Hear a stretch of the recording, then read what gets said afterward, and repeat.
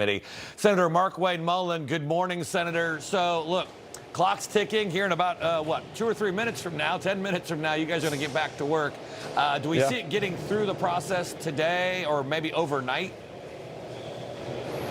Well, listen, we haven't quit working on this. Even though we basically closed the floor at 2 a.m., that was to give the parliamentarian and the clerk some time to sleep because they'd been up since Friday morning. We have continued to work. We're negotiating. I was on the texting with the president this morning, back and forth on some issues with the speaker. We gavel back in at 9 o'clock to officially start the vote-a-rama. Now, what happens here, Mark, is there is no time limit, and there is no there's really nothing that prevents anybody from putting any amendment on it. The difference in different amendments are if it doesn't fit within the Byrd rule, which the parliamentarian will have to rule on basically as we roll. If it fits within the Byrd rule, which means it's revenue driven with discretionary or mandatory spending or taxes, then it only requires 51 votes. If it's outside of that, it can still go on reconciliation, but it will require 60 votes. We will keep this process up basically until everybody tires themselves out. Now, one thing I do know for sure, Mark, I'm on Team Schumer, or forget that. I'm on Team that is breaking news. No. I'm on Team Thune because Team Schumer, well, I've seen them work out in the gym, and I know what Leader Thune and I can do in the gym.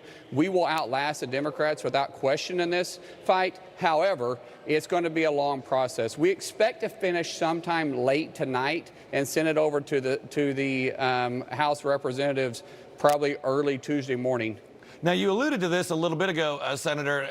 Obviously, once the Senate passes this, and I have no doubt that it will get passed by the Senate, you've got to move it over to the House. Politico reporting House GOP is watching the Senate anxiously as they work to secure votes. They're reporting that House Republicans aren't there yet, and they may not have enough, so they will end up sending this to conference committee. What are you hearing on that?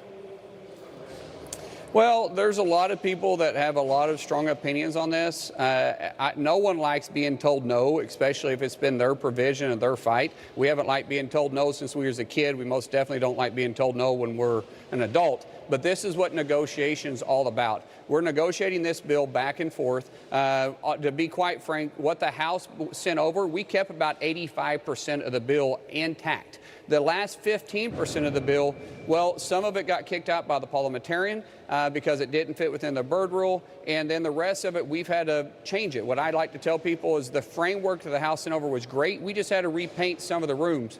So some of the modifications I know they don't actually like. Well, all the provisions of the SALT caucus that we had to actually eat, as I say, we didn't like either, but we did that because we knew the House had to have those votes.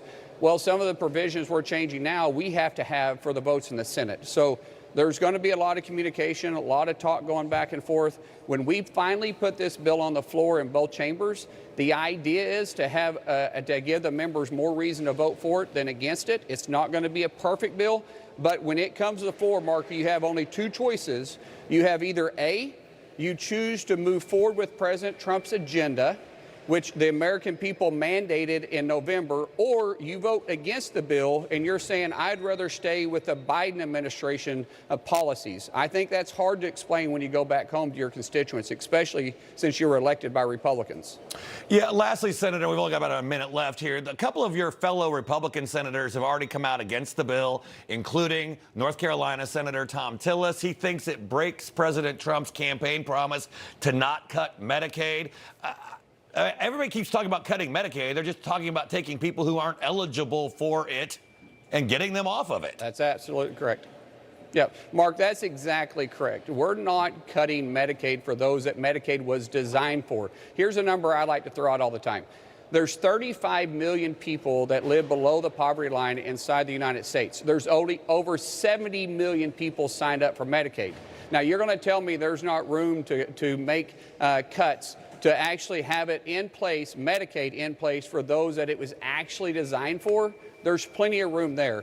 And as I said, no one likes to lose federal income dollars either, but the different states are taking advantage of it, and we're giving the states till 2032, so we're giving them 7 years to wean themselves off the federal dollar that they're taking advantage of. Now, it doesn't mean that our Medicaid matches still aren't going to be there. That just means that they took advantage of Obamacare and inflated their numbers in Medicaid, that people that are signed up currently in their state should never be there, like able-bodied working individuals that have no dependency, no medical condition, and no reason to work other than they're lazy. And what we're saying is hey, how about you work 20 hours a week? Now, you and I probably work 20 hours over the weekend. Exactly. But let's say you work 20 hours over the, and by the way, you don't even have to work. You can volunteer if you want to, or you can go to college, but you have to do something to better yourself. Yep, absolutely. All right, Senator Markwayne Mullin, thank you very much for joining us.